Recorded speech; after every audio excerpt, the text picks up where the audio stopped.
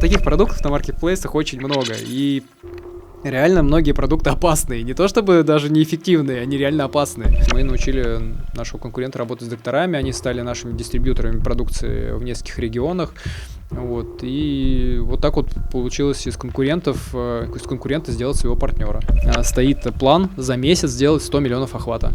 Да, это такая планочка. Причем мы за недельную поездку, кстати, бизнес-тура, мы сделали 80 миллионов охвата. Стоматологи рекомендуют держать щетку как ручку. Это делается для того, чтобы не пережимать. То есть чаще всего пользователи слишком сильно давят на щетину. Что мы получаем? Передавливание, травмирование и некачественная чистка. То есть чем мы сильнее давим, тем хуже чистим на самом деле. Итак, Максим, здравствуйте. Добрый вечер. Задам, наверное, стандартный вопрос, потому что мне самой это интересно. Вам его, наверное, все задают. Как расшифровывается название вашей компании? Revi Line состоит из двух частей. Revi это лайс восстанавливать, Line линия. Линия для восстановления, линия для здоровья. Все очень просто. Я с удовольствием посмотрел ваш сайт, каталог продукции, посмотрел интервью с вами, и у меня, вы знаете, возник... Может, на «ты»? Давайте, на «ты», так точно. Николай, да.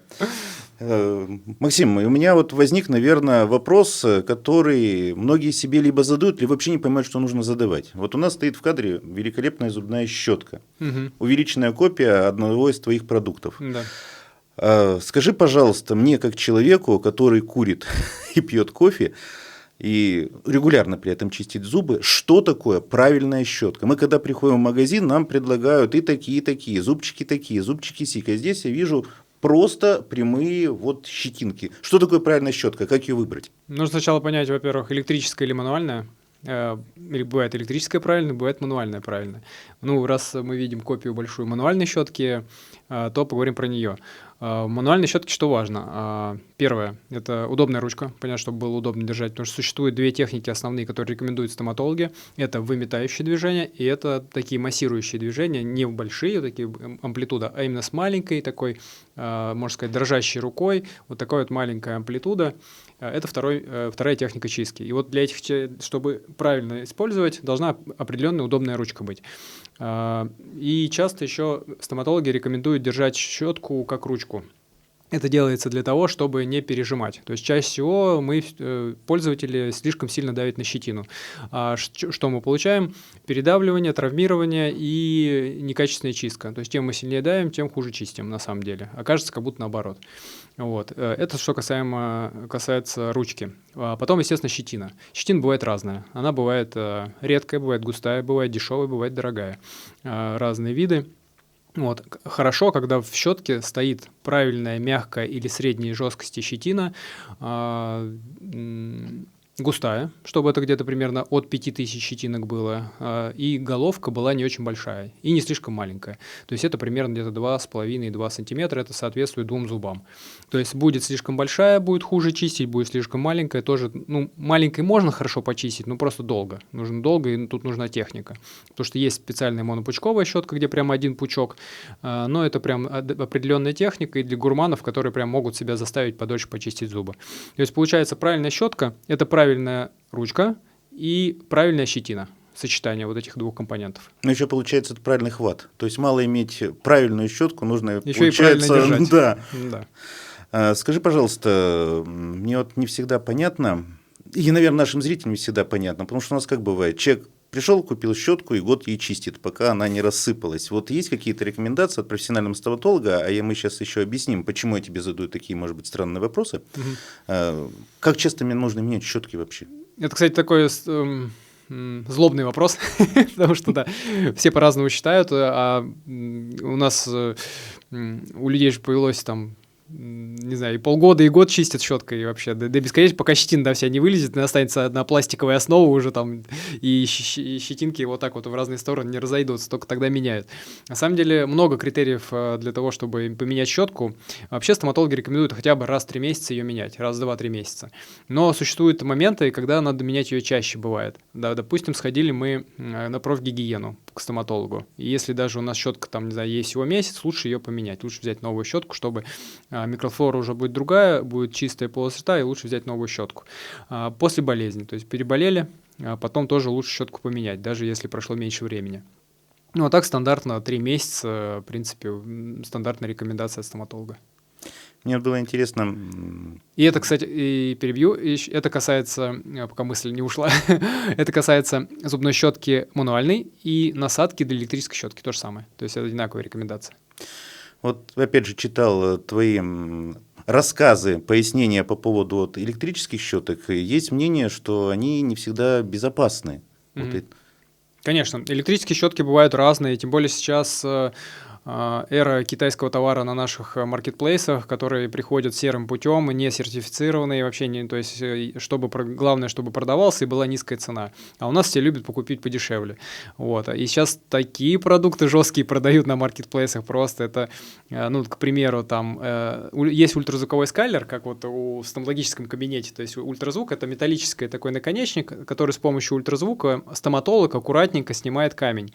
И вот такую же штуку китайцы сделали для обычного пользователя на аккумуляторе, просто металлический такой крючок, который ты в домашних условиях сам себе можешь снимать этот камень. Но это убийство эмали, просто убийство эмали. И причем на маркетплейсах я смотрю на эти карточки, а там миллионы отзывов, как будто там, ну, видно, что это продается, это много продается. Ну, люди, что вы делаете, что вы продаете, вообще кошмар. И вот таких продуктов на маркетплейсах очень много. И реально многие продукты опасные. Не то чтобы даже неэффективные, они реально опасные. Вот, поэтому здесь нужно очень осторожно к этому относиться, нужно почитать, посмотреть, а лучше по рекомендации купить, потому что можно просто себе испортить здоровье этим самым. почему мы начали с тобой говорить о зубных щетках, о стоматологии, и вначале назвали бренд Ravilion, потому что ты его создатель. Немножечко истории, как стоматолог стал успешным бизнесменом, ну или предпринимателем, как больше нравится по термину. Мгм. Ну да, я приехал в Москву, поступил на стоматолога, и вначале я хотел, конечно, быть доктором, потому что, в принципе, стоматологом быть престижно, доктором бы вообще быть престижно, это такая, ну, доктора считаются такая элитная прослойка общества у нас, а стоматологи особенно. Обычно хорошо себя чувствуют по жизни. Вот. Но я с детства видел, как развивается бизнес на примере родителей. Родители у меня построили бизнес на моих глазах. Они работали на заводе, потом сделали продуктовую сетку магазинов. Вот. И я, в принципе, видел и тот путь. Вот. Ну, и я начал учиться на стоматолога, стал вникать вообще в индустрию, общаться, работать со стоматологами, ассистировать им, общаться с руководителями клиник, смотреть, как это все устроено. И я понял, что, наверное, в сфере бизнеса есть путь более быстрый, чем в сфере ручного труда стоматолога. Вот. И я начал думать, какой бы бизнес мне открыть, чтобы параллельно, но я не оставлял надежду и параллельно принимать пациентов и параллельно заниматься бизнесом. А там уже какая ветка у меня пойдет лучше, то и буду развивать. Вот. Ну и так получилось. Я открыл интернет-магазин, начал потихонечку в него вкладывать и параллельно учиться. И принимать пациентов одновременно. И когда я закончил учебу, это 5 лет до диплома и 3 года постдипломного образования, тогда уже интернет-магазин раскрутился, у меня уже такой достаточно был штат, все по кирпичикам, по чуть-чуть собиралось. Вот, я все через это проходил. И понял, что как будто бы именно в сфере бизнеса, и мне как будто там работать комфортно, мне прям нравилось управлением заниматься, и дела там идут в гору и быстро. То есть как будто бы перспектива развития именно в бизнесе у меня получалась гораздо быстрее, чем именно в сфере доктора. Вот, потому что сделать именно в стоматологических услугах бизнес, открыть свою клинику, это гораздо сложнее и нужны большие инвестиции. Вот. А вариант с интернет-магазином, с продажей средств гигиены, он казался, ну, не казался, а был намного проще. Вот. Естественно, в этом я и начал развиваться. И уже понял, что смысла принимать пациентов нет уже, нужно именно там делать упор. И получается, вот я отучился 8 лет и в итоге начал заниматься бизнесом. Если мне память не изменяет, в 2013 году бренд родился, да? Сам бренд родился в 2013, а бизнес с 2008 года. Это я учился на 4 курсе медицинской академии. Это как раз после 4 курса вот и пришла идея, и тогда я открыл интернет-магазин. Если мы вернемся в 2013 год, можешь вспомнить, какой самый первый продукт вышел под твоим брендом? Конечно, это бальзамы для ирригаторов. То есть мы на тот момент много продавали ирригаторов. Мы были номер один по объему продаж ирригаторов. И у нас был, соответственно, одноименный домен irrigator.ru. Я удачно его купил, там что-то за $400. И это был просто успех. Это было, как сказать, волей судьбы повезло, как бы, что я смог урвать такой классный домен. А тогда домены это было круто. То есть сейчас домены ничего не значит, то есть вообще он ничего не дает. А раньше домен, он тебе, если у тебя есть такой домен, созвучный с твоим продуктом, без каких-то знаков, то ты сразу в SEO, то есть в поиске, в Яндексе, а все раньше искали в Яндексе, сейчас все на маркетплейсах ищут, а раньше в Яндексе искали. Ты сразу попадаешь в топ, и у тебя сразу начинаются звонки и покупатели. Вот, и получилось, мы на тот момент продавали много ирригаторов, вышли в топы продавцов в России разных брендов. Не было Raviline, мы другие бренды продавали. И, естественно, первый продукт под брендом Raviline – это бальзамы для ирригаторов, которые у нас успешно допродавались к продукту. То есть ирригаторы продаются много. И как увеличить чек, как больше начать зарабатывать, нужно что-то допродавать. То есть расходник. Какой-то расходник, да. Ну да, по сути. Вот. А к ирригатору что, расходник? Насадки? Ну, насадки так, обычно уже комплект есть насадок, зачем еще один? Ну, редко продашь. А вот бальзам, другая история. Бальзам, это он заканчивается, его нужно пополнять.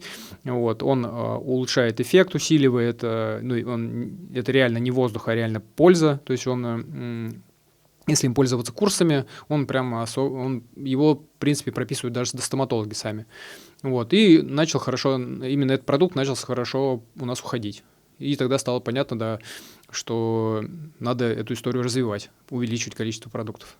Но, насколько я понял, твой бизнес начинался с ребрендинга. То есть ты брал какие-то готовые продукты и начинал их продавать. Ну, изначально, да. То есть бальзамы хотя и бальзамы нет. Бальзамы мы тоже... это не совсем ребрендинг, это контрактное производство называется. То есть ты находишь фабрику, которая производит определенный продукт. Эта фабрика, она уже разливала бальзамы, похожие, какие-то подобные бальзамы. Мы просто к ним пришли и сказали, нам нужны бальзамы для ирригаторов, мы хотим вкус клубники, хотим вкус лимонада и там мятный вкус. И все, они под наш запрос нам предлагают продукт. Мы пробуем его, тестируем, если нас все устраивает, мы говорим окей, либо мы что-то добавляем. И вот так, и, соответственно, это все упаковываем, и получается так наш продукт. И они под нас, по нашему ТЗ, делают у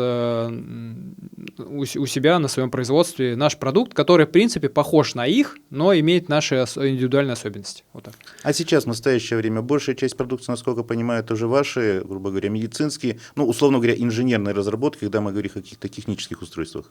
По-разному, да. То есть где-то мы дорабатываем, где-то мы берем технологии, которые уже имеются у фабрики, то есть по-разному. Где-то у нас есть там формы щеток, которые мы запатентовали, есть патенты, миксуем.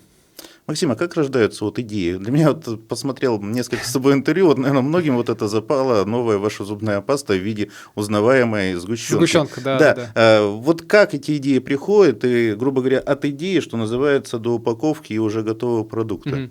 Идеи приходят, я собираю очень много обратной связи, то есть я сам лично общаюсь очень много на офлайн мероприятиях, сам езжу, мы, в принципе, проводим очень много офлайн мероприятий, мы как партнеры участвуем в разных там спортивных, профессиональных стоматологических мероприятиях, каких-то мамских мероприятиях. Мы прям стоим со стендом, общаемся с конечным потребителем, собираем обратную связь о нашем продукте, рассказываем про продукт, рассказываем, как правильно чистить зубы, и чем ухаживать.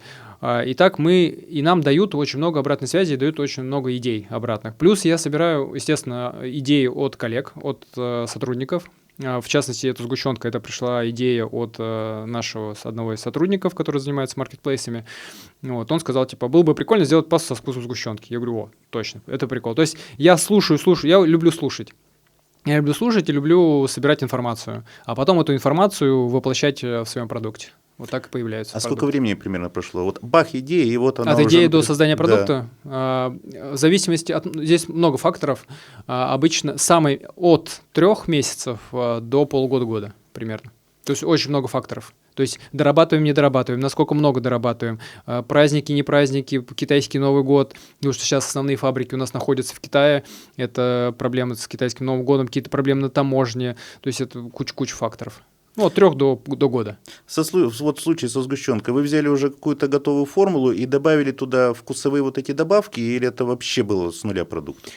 Нет, естественно, какая-то основа была. То есть мы взяли какую-то основную пасту, которая была у поставщика, мы там добавили туда активные компоненты, которые рекомендуют стоматологи. Ну, там, к примеру, гидроксиапатит, который укрепляет эмаль, фтор, который противодействует кариесу, ксилит, который тоже противодействует кариесу и дает такой сладковатый вкус, приятный. Вот. Вот я как профессионал просто набрал очень много информации по тому, какие средства гигиены должны быть. И мы эти средства гигиены, вот эти вот рекомендации добиваем в тот продукт, который есть у фабрики, если он нам нравится. Ну, то есть какая-то база, если она есть какая-то база, если она нам нравится, мы в нее уже добиваем наши рекомендации, и так появляется наш продукт. Либо бывает с нуля что-то делаем. Вопрос, наверное, каверзный, особенно когда задаешь человеку, который бренд разработал, сам пользуешься своей продукцией? Конечно, у меня семья, у меня жена, 2 детей. Недавно, наконец-то, я и жену пересадил, потому что она никак не хотела пользоваться нашими щетками, пользовалась другим брендом. Но сейчас уже, да, и она тоже. Дети стабильно все чистят только нашими щетками, конечно. И у меня вся ванна, все мои щетки. Я их постоянно... Потому что, естественно, я считаю, это даже важно, собирать информацию именно в долгую, как ведет себя твой продукт с течением времени. Вот это тоже важно. И как раз я как стоматолог, как медик это на себе тестирую. Мне вот как раз это понравилось в твоем бизнесе, потому что очень многие, развивая бизнес, не всегда идут, что называется, знаешь, от сахи. А ты стоматолог, который создал именно тот бренд, который позволяет некие, да и, наверное, многие стоматологические проблемы закрывать. Но да. Что самое интересное, насколько я понимаю, ты в тесном контакте работаешь с различными медицинскими университетами, лабораториями, институтами, которые занимаются тестированием, апробированием, да, и клиническими исследованиями. Вот немножко об этом. Как вот это проходит тестирование продукции? Я дружу сам с заведующей кафедрой Макеевой Ириной Михайловной, это заведующая кафедры первого меда, и я и выпускник ее, вот, и мы дружим, мы очень общаемся. Также моя однокурсница, заведующая кафедрой второго меда Пироговского, они связи. Вот. Ну, когда я плотно уже в этом давно индустрии, естественно, со многими кафедрами знаком лично, общаемся тоже и всегда поддерживаем, предоставляем продукцию, всякие... У них мероприятия на кафедрах проходят для студентов тоже, всегда тоже поддерживаем, даем, бывает какие-то, часто у них исследования, тоже работы, они пишут какие-то диссертации, тоже продукцию выделяем. Также обучаем, тоже на обучение выезжаем для студентов, рассказываем, какие современные средства появились, как их использовать. Вот. И недавно мы на базе первого меда сделали исследование. Сейчас провели, оно шло порядка, не обмануть, по-моему, около года. Вот, его проводили. И у нас сейчас есть результат на наши зубные пасты, клинические исследования. Есть очень крутые результаты по отбеливанию, по уменьшению чувствительности, по уровню гигиены после использования зубной пасты. Это реально клинические исследования, которые подтвердили эффективность нашей продукции. И плюс сейчас у нас там на основе этих исследований будут еще писать статью в научные журналы. У нас там тоже преподаватель, который меня преподавала, она хочет еще написать на основе этих исследований статью. Вот. Да, мы очень плотно общаемся с профсообществом, и вся наша продукция, она не просто так появляется, а вся проходит тестирование через профсообщество. Вот. И в этом, наверное, наше преимущество по отношению к другим брендам. Потому что я, в принципе, не знаю в России, чтобы кто-то из руководителей средств гигиены был с профильным образованием стоматолога. Наверное, я один. Вот. И это, наверное, главное преимущество Ravioline. Да, и главный плюс, конечно. В одном из интервью ты говорил, что удалось вам нишу занять. Вот эту, когда ушли, условные конкуренты. Да. Я не совсем понял, ты сказал, что конкуренты ушли, которые вкладывали денежки в рекламу, и стало сложнее, потому что ты берешь на себя полностью весь бренд развития, маркетинга и продвижения ниши вот этой. Насколько сейчас, все равно какое-то время уже прошло, сколько у нас когда санкции начались, уже год, многие бренды уже ушли. Вот сколько удалось сделать по поддержке вот этой ниши? Начнем с того, что вообще отношение к конкурентам, наверное, здесь очень важный такой вопрос. Как я отношусь к конкурентам? Я люблю конкурентов. Я считаю, что если у тебя есть конкуренты, у тебя есть за кем смотреть, есть за кем подсматривать, и они плюс тебя драйвят к развитию. Если у тебя нет конкурентов, то и соревноваться тебе не с кем. Вот, и поэтому классно, когда у тебя в нише, в бизнесе, да не в бизнесе, даже просто в спорте, коснись любой сферы жизни, есть какие-то конкуренты, с которыми ты можешь конкурировать, и особенно хорошо, если они если они правильные конкуренты, то есть правильные, добросовестные, наверное, больше такое слово. То есть они конкурируют не ценой, не снижением, там, демпингом, а качеством, сервисом, имиджем, то есть какими-то вот такими вот историями, тогда и становится с такими конкурентами работать в одной нише очень комфортно. То есть ты просто улучшаешь свой продукт настолько, дотачиваешь его, что он становится идеальным и становится супер крутым для потребителя. Вот. А когда идет такая конкуренция, я чуть подешевле продаю, я чуть подешевле продаю, здесь я сэкономлю, тут сэкономлю, получается, что в итоге на выходе продукт никакой. То есть ты на всем сэкономил, и в итоге дерьмовый продукт сделал. Вот. А здесь...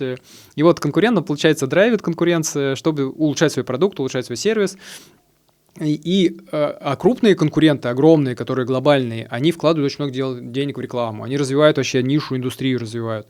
Вот. И поэтому, когда они уходят, одно дело хорошо, что освобождается рынок, и часть спроса, который был на них, он переходит на тебя, у тебя увеличивается количество продаж первое время, но сам рынок, в общем, на будущее задел, он, наоборот, падает, потому что нет роста рынка, нету того драйвера, который бы вкладывал в рекламу, в то, что в глобализацию, в популяризацию правильной гигиены и образования среди населения.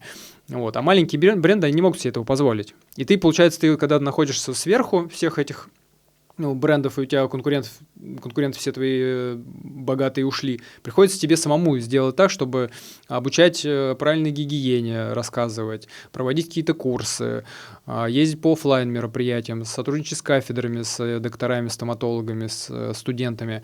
Вот. И все это мы стали сами делать, чтобы развивать, обучать индустрию. И очень часто мы с тысячами докторов сотрудничаем, стоматологов, они часто обращаются к нам, они сами ходят по своей инициативе на обучение в детские сады, школы, тоже мы им всем всегда предоставляем продукцию, там, что надо, всякие детские дома, обучение студентов тоже проводим.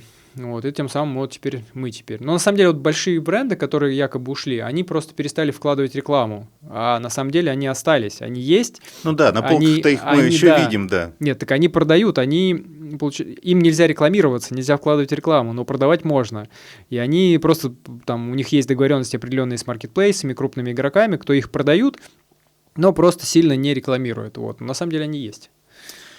Максим, мне вот интересно все-таки про продвижение поговорить. Вот как начинающему бренду, мы сейчас немножко откатились чуть там на 13 лет назад, доказать потребителю, что ты, ну, по крайней мере, не хуже, а лучше вот этих вот монстров?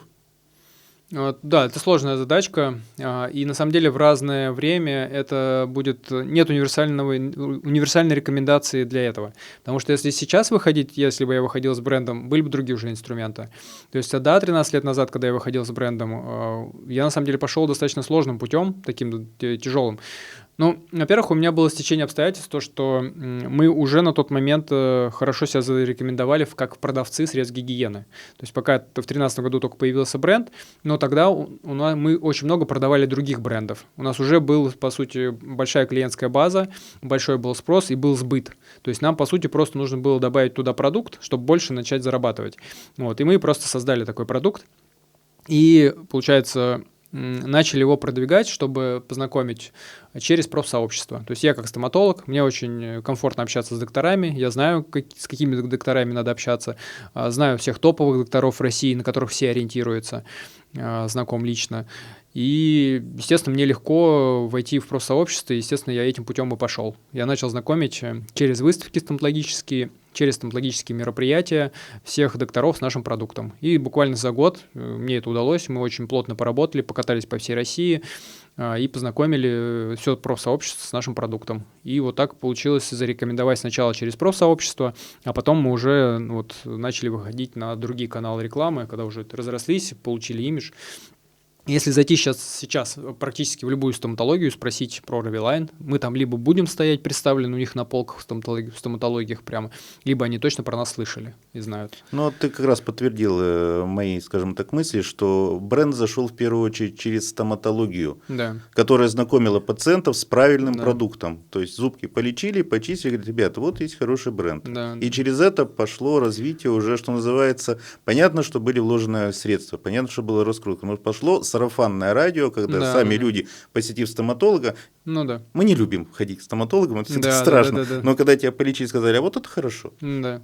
Но это очень сложный и дорогой путь. То есть сейчас, если бы я с нуля бы ходил, я по этому пути, наверное, не пошел. Потому что вообще, на самом деле, профсообщество, оно очень маленькое. И все друг друга знают, то есть очень маленькое. Поэтому тут и достаточно сложно их переубедить, то есть им что-то новое преподнести. Вот, и это сложный путь. А каким бы путем сейчас пошел? Сейчас это, естественно, социальные сети. То есть социальные сети, это блогеры, это свои блогеры, это контент, свой контент. Это только сейчас самый действенный, самый легкий и быстрый путь. Я знаю проекты, которые с вложениями, там, не знаю, в сотни тысяч рублей, там, это не миллионы, а сотни тысяч. Мы вкладываем там десятки миллионов в рекламу, а есть компании, которые там сотни тысяч вкладывают и делают примерно такой же оборот, как мы. Но очень круто делают контент. Я даже завидую этим компаниям, потому что мы не можем такой контент делать, как они. Не получается.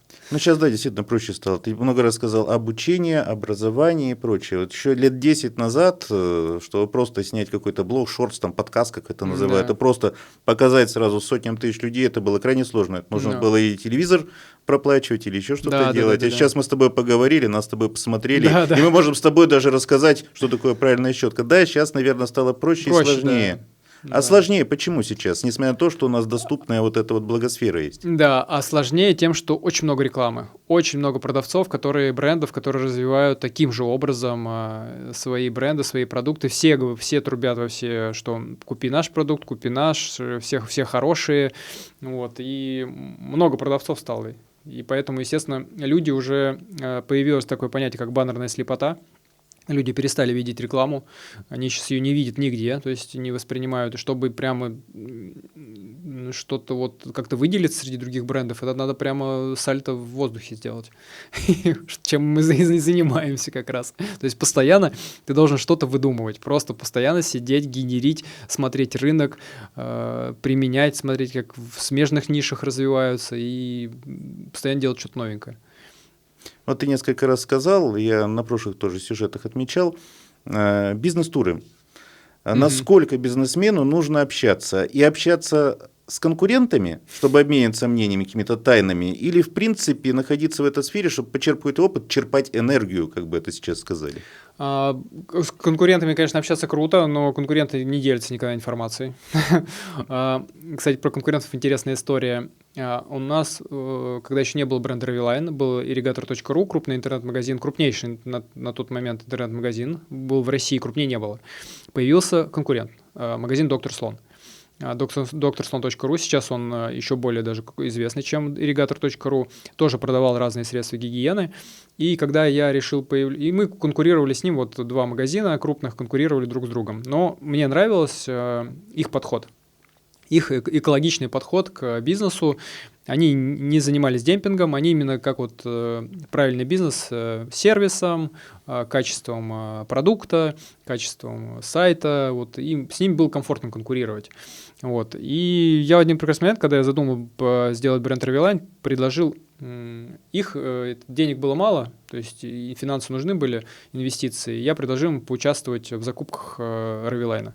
Вот, написал письмо, просто я не был знаком с руководителем, просто написал письмо и предложил, типа, давай посотрудничаем в качестве бренда, но я тебе дам классные условия на него потом.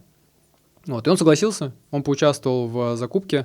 Первые партии были проинвестированы, по сути, конкурентом. Вот, и мы сейчас один из моих ключевых партнеров, это магазин «Доктор Слон». Конкуренты стали партнерами. Да, и мы с ним проехались. То есть мы, когда построили дистрибьюторскую сеть, мы Ну, по сути, мы их научили работать с докторами. То есть мы научили нашего конкурента работать с докторами, они стали нашими дистрибьюторами продукции в нескольких регионах.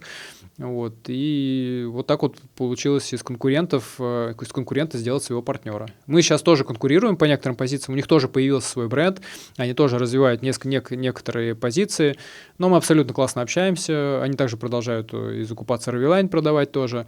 И вот такая конкуренция мне очень нравится. Все очень классно. Так, и мы... Какая-то была мысль, я ушел. Мысль была, мы начали вопрос, кстати, очень здорово рассказал вот эту историю, очень интересно, про вот эти бизнес-встречи, бизнес-поездки, вот обмен опытом и прочее. Бизнес-встречи, да, про конкурентов, то, что с конкурентами сложно. Поэтому я вообще до недавнего времени как-то вот не получалось у меня куда-то ездить на эти бизнес-сообщества. То есть это очень модно сейчас, да, всякие коучи, бизнес-сообщества, бизнес-встречи, какие-то путешествия. Вот, ну, как-то у меня не получалось попадать в них. Я как-то был погружен в свой процесс, вот в своем супе варился и как бы не выезжал никуда особо на обучение. Ну, как-то очень давно я ходил на бизнес-молодость еще, когда они собирали залы огромные, но что-то я послушал, понял, что какая-то фигня, это не для меня, короче, и все, и ушел.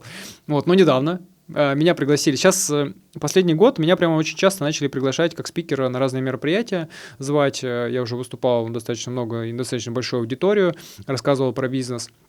Вот. И ребята меня позвали, клуб MP Sellers, это сообщество селлеров на маркетплейсах.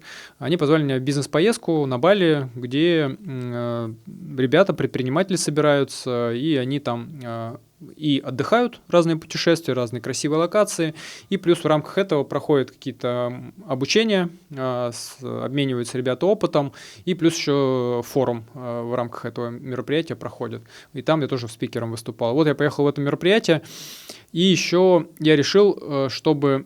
сейчас контент – это залог успеха бизнеса. Если ты умеешь делать контент, то бизнес у тебя будет работать очень круто. Соответственно, контент конвертируется в продажи. Вот. И я подумал, почему бы не взять с собой блогеров. То есть, как бы я очень много сотрудничаю с блогером, но обычно как ты сотрудничаешь, отправляешь продукцию, они делают рекламу, и все. И так вот и есть, то есть сотрудничество такое. Но я не видел, чтобы кто-то с собой брал блогеров. Вот какой-то руководитель берет с собой блогеров. А я решил, что классная идея. Почему бы им не поехать со мной? И также во время отдыха они поснимают и мне контент, и себе контент поснимают, и мы и рекламные рилсы отснимем. И так и сделал. Взял 4 тиктокеров. Сейчас мы не работали раньше с молодой аудиторией. У нас в основном аудитория такая постарше, более платежеспособная. Но сейчас очень классный сегмент. Это молодая аудитория, которая подрастает. Потому что раньше мы же дети, когда были... Мы же не влияли на родителей. То есть родителям вообще пофигу было, что мы там говорим. Что там шум просто какой-то. Там не твое собачье дело. Вот и все. То есть мы там, не знаю, папа, давай купим там не синюю машину, а там, не знаю, черную. Да ты что, сынок? Ты что, козявка, что ли? Козявка заговорила? Говорит, ты что, вообще, что ли? Ты слово имеешь, что ли? Ну да, дети раньше слова не имели вообще, а сейчас другая совсем история. То есть дети вот такие шлепки уже влияют на родителей. Какую машину покупать, какого она должна цвета, куда они отдыхать поедут, что они будут есть. Вот. А это что? Это покупательская способность. То есть. И поэтому на эту аудиторию можно воздействовать через молодых блогеров. А это тиктокеры, это лайкеры. То есть это совсем другие социальные сети.